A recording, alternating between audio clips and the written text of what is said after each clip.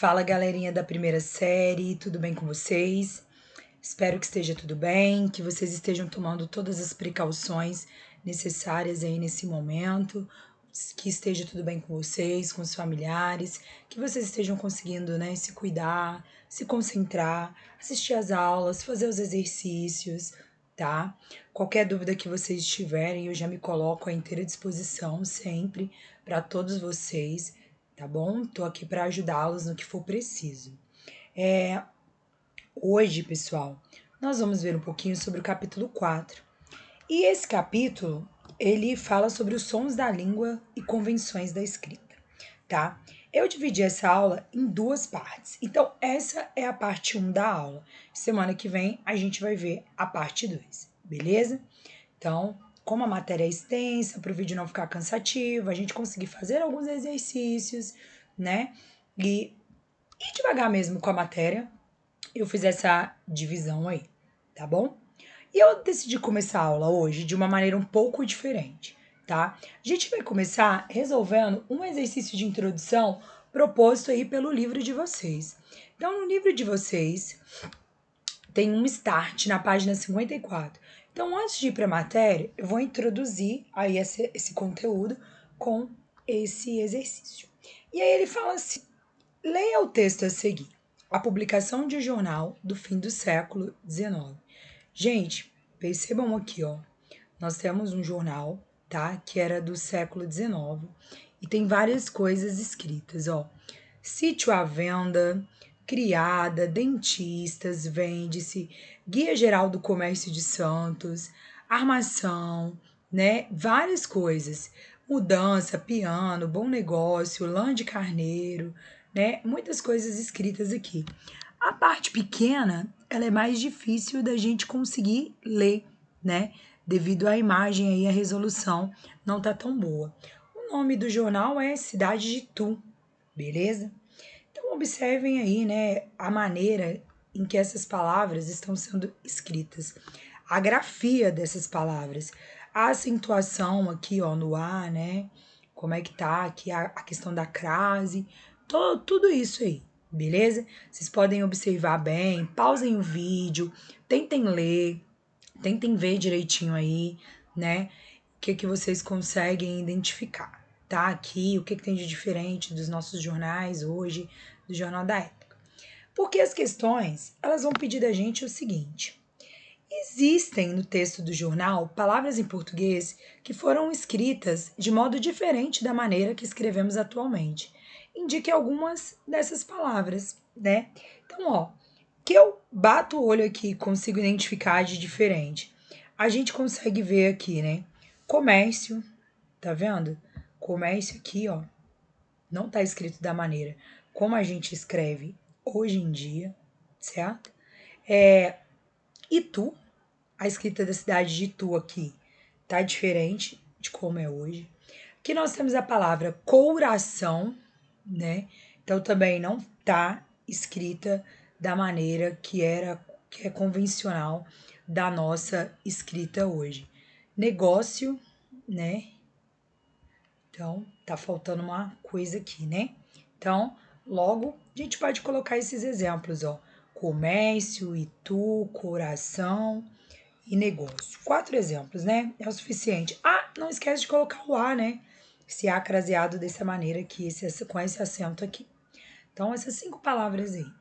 E aí ele pede pra gente, na 2, reescrever essas palavras da maneira que a gente utiliza atualmente, né? Então, comércio, atualmente, ele é escrito com M só e tem um acento aqui no E, né? Se a gente pegar Itu, Itu foi substituído o Y pelo I. Então, tirou o Y, entrou o I. Itu, aí, nome da cidade, né? Sem esse acento também. Coração, esse U não existe, é coração, beleza? Negócio, tem acento, negó, né?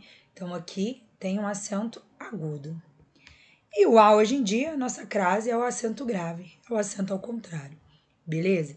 Por que desse exercício, gente? A gente vai falar hoje um pouquinho sobre sons e escrita das palavras, tá? Das letras em si, tudo isso. Então, Tendo feito esse exercício, vocês puderam ver como era antes e como é hoje. A gente viu como a língua evoluiu. Isso no século XIX para o século XXI. A língua muda? A língua muda, né? A gente já viu isso em variação linguística. Mas ela muda de uma maneira muito devagar. A gente não dorme e acorda, a língua mudou. Essa mudança é aos poucos aí, beleza? Então vamos começar a nossa aula. Hoje a gente vai estudar uma parte da gramática que é chamada de fonologia. E essa é a parte da gramática que estuda os sons da língua, né? Os sons que são produzidos aí por nós, seres humanos. E para estruturar a língua, os primeiros passos foram os sons. Para a gente fazer aí uma estrutura de língua, criar as regras, escrever isso, o primeiro passo é entender os sons que essa língua produz. E com o surgimento da escrita, esses sons da fala aí, né, das nossas falas, eles começaram a ser representados por meio de símbolos gráficos, que são as letras, né? Nada mais são do que símbolos gráficos que a gente utiliza aí representado. Porém, gente, primeiro surgiu as unidades sonoras, a gente se comunicava oralmente. Elas são anteriores à escrita, né? Depois da comunicação sonora é que veio surgir a comunicação por meio da escrita. E para a gente estudar sobre fonologia, o primeiro conceito que a gente tem que ter na nossa cabeça é o conceito de fonema, tá? O fonema é qualquer som da língua capaz de estabelecer diferença de significado entre as palavras. Então, o que vai diferenciar uma palavra da outra são os sons que são produzidos. Se a gente pegar aqui, ó, casa, cama e capa, os três têm essa estrutura de começar com o CA e terminar com A. O que vai mudar de uma para outra? Justamente um fonema. Casa com fonema S, cama com fonema M, capa com fonema P. E quando eu mudo esse fonema, ou essa letra aqui, né, que é a representação gráfica, eu também estou mudando o sentido dessa palavra. Então é isso que estabelece essa diferença de significado entre as palavras aí na língua portuguesa. O fonema, ele é representado sempre entre barras. Como que eu diferencio o fonema de uma letra? Sempre o fonema vai estar entre barras. Olha aqui, a gente tem o fonema K. Como que eu sei que isso não é uma letra, é um fonema? Porque ele está aqui entre barras, no caso. O fonema ele é diferente de letra. Por quê? O fonema ele é responsável pelo som, enquanto a letra é a representação gráfica do som. É a grafia, a escrita do som que a gente ouve. Isso que é uma letra. Então, olha o exemplo. Nós temos casa. Casa escrito desse jeito não está entre barras. É letra. Está sendo escrito por meio de representação gráfica. Como que eu pronuncio casa? O C tem som de K, o S tem som de Z. Está entre barras. Isso aqui são os fonemas que representam a palavra casa. Beleza? Como eles estão entre barras, sei que são fonemas. Bom, as letras mudam, gente, porque ocorre modificação na pronúncia. Um fonema, ele pode ser representado aí por letras diferentes. Olha o exemplo, eu tenho aqui o fonema Z, né? Já que está entre barras. Tenho as palavras brisa, coriza, exercício. Então, o fonema Z, ele é representado pela letra S na palavra brisa, pela própria letra Z na palavra coriza e pela letra X em exercício, já que brisa e exercício tem som de Z, embora seja escrito com S e com X. Coriza também tem som de Z, sendo escrito com Z, né? Então, um fonema pode ser representado por letras diferentes. Mas uma letra também pode representar fonemas diferentes. Olha a letra S aqui. Eu tenho a palavra saco e casa. Então, a letra S aqui, ela representa o próprio fonema S em saco, mas já em casa, ela representa o fonema Z. Então, as letras também podem representar outros fonemas. Quando a gente estuda os fonemas, a gente tem que se concentrar nos sons. A gente tem que esquecer um pouco a grafia das palavras, né? Como é que se escreve aí, e focar no som. Os sons pronunciados e as diferenças que tem entre eles. Por exemplo, se eu pego um som vocálico, um som de uma vogal, eu posso ter E, posso ter E, eu posso ter O, posso ter O. Então, o meu foco aí é nesse som, beleza? Ó, sempre vai ser essa letra, mas dependendo da minha pronúncia, eu vou ter duas representações, O ou O. Então, a gente tem que focar nessas diferenças que existem. E tem três tipos básicos de fonemas. A gente tem os fonemas vocálicos, que são compostos por vogais, os consonantais, que são compostos por consoantes, e os semivocálicos, que são compostos por semivogais e representados por vogais. A gente vai ver isso melhor agora. Os fonemas vocálicos, né? Eles estão relacionados àquele som que é produzido pelas cordas vocais e que não encontra obstáculos na hora da gente pronunciar. Então, sempre que eu vou falar o A, E, I, O, U, a gente consegue falar sem encontrar obstáculo aí. Perceberam? Pronuncia A, E, I, O, U, né? A gente não tem problema para pronunciar aí, ó, essas palavras. O som sai sem nenhum obstáculo. Por exemplo, casa, sempre, pé, pelo. Tá vendo? Eu consigo pronunciar essas palavras aí de uma ótima maneira. São compostas por vogais que dão aí nessa sonoridade. O fonema consonantal é aquele que possui um obstáculo para a saída dele pelo aparelho fonador. Nosso aparelho fonador, né, ele é composto aí por boca, lábio, garganta, dente, tudo. Então, esse obstáculo ele pode ser causado por qualquer um deles. Por exemplo, a letra F. Eu não consigo pronunciar a letra F se eu não fizer a junção dos meus lábios aí nesse final, né? Senão o meu som não sai. Tenta falar o F sem juntar os lábios. Não sai som, tá? E as consoantes, elas precisam de uma vogal para serem pronunciadas. F. O som primeiro é de E, depois de F. Percebe? Então, as consoantes têm um bloqueio para ser pronunciada. As vogais são pronunciadas tranquilamente. E nós temos os fonemas semivocálicos. Eles são representados pelos fonemas UI, são essas vogais aqui que representam, tá? Na escrita, mas eles são considerados semivogais. E eles sempre vão aparecer acompanhados de uma vogal. Eles sempre têm uma vogal do lado dele. Sozinho ele não existe. A semivogal depende de uma vogal. Eles são considerados assilábicos, já que eles não vão formar sílabas sozinhos, né? Eles precisam aí de uma outra palavra, de uma outra vogal para poder formar uma sílaba. A semivogal vai precisar se apoiar numa vogal para ter uma sílaba. Olha a palavra quase. Opa, palavra quase. O U aqui ele é uma semivogal e está apoiado numa vogal. A semivogal, gente, ela não é pronunciada com tanta intensidade como a vogal. Ela é mais fraca. Então, quase. Percebam que esse U, ele não é pronunciado, ele dá um efeito aí, mas ele não é falado, né? Eu não falo U quando eu falo quase.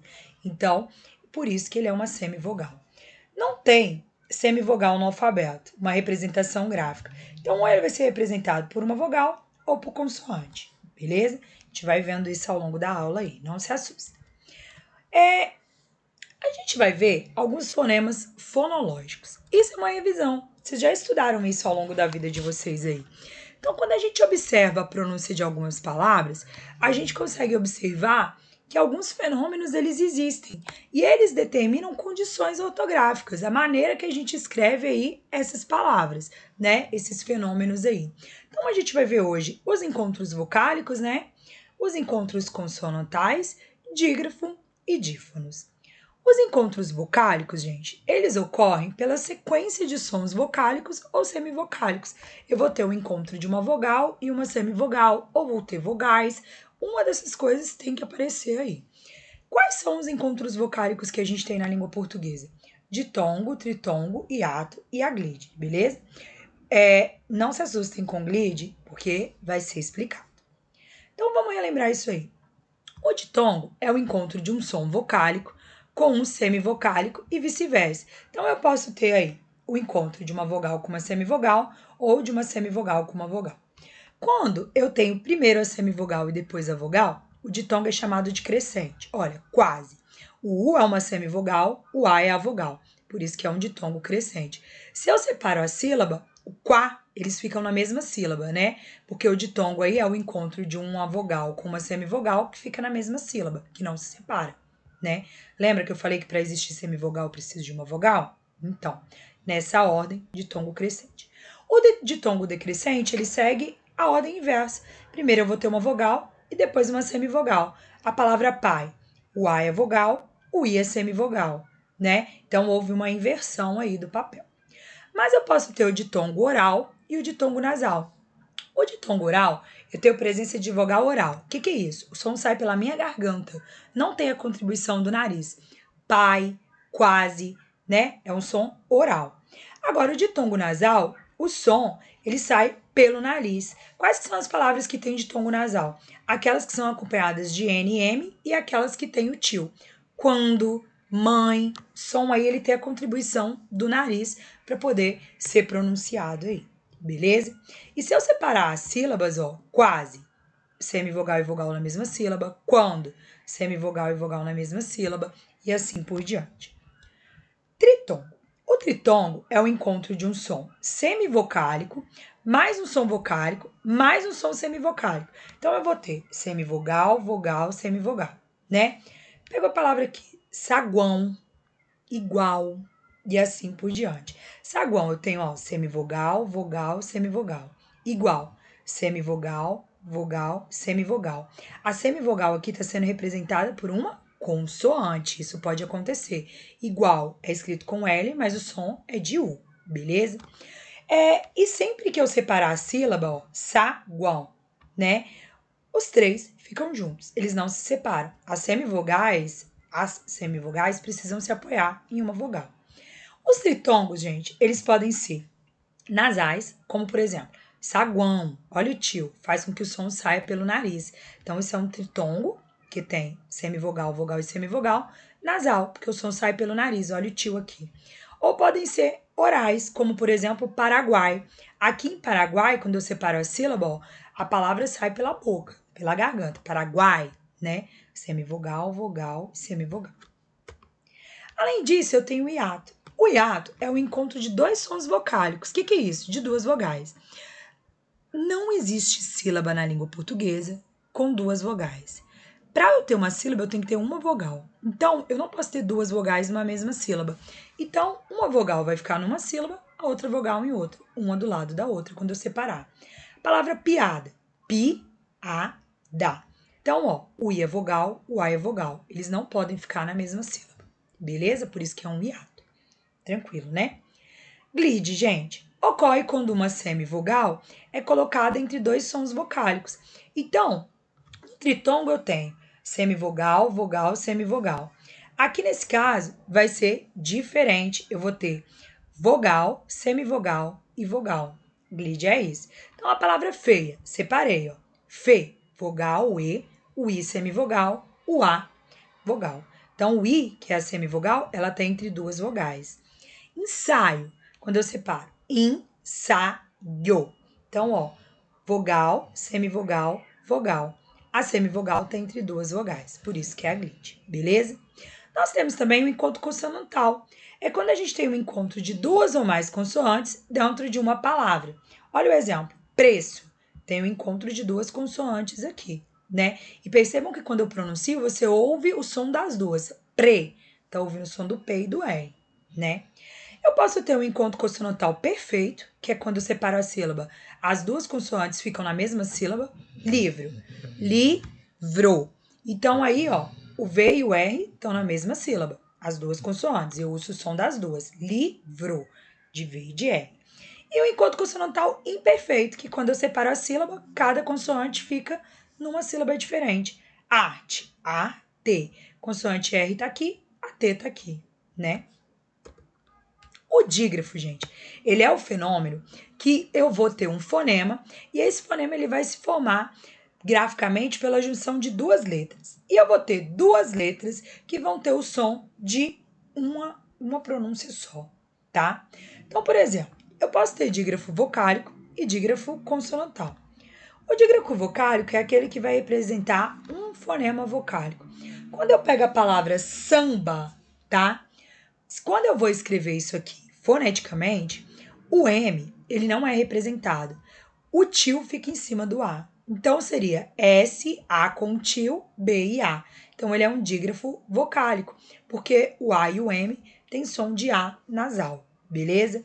Dentro, mesma coisa. Toda palavra que é escrita com uma vogal e M ou uma vogal e N, ela vai ser dígrafo vocálico aí, dentro, porque o som é nasal. Então aqui mesma coisa. Se eu for representar isso foneticamente, eu vou ter o D e o E com o tio em cima, tá? Não se assustem que nós vamos fazer exercícios.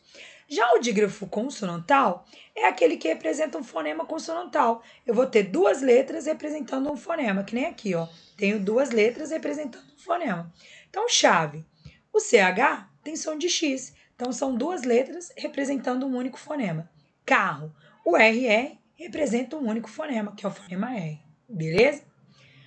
O dífono, gente, ele ocorre quando uma letra vai representar fonologicamente dois fonemas. Então, eu vou ter, aqui eu estou falando de duas letras, CH, representando um fonema, que é o fonema X. Chave, o CH tem som de X.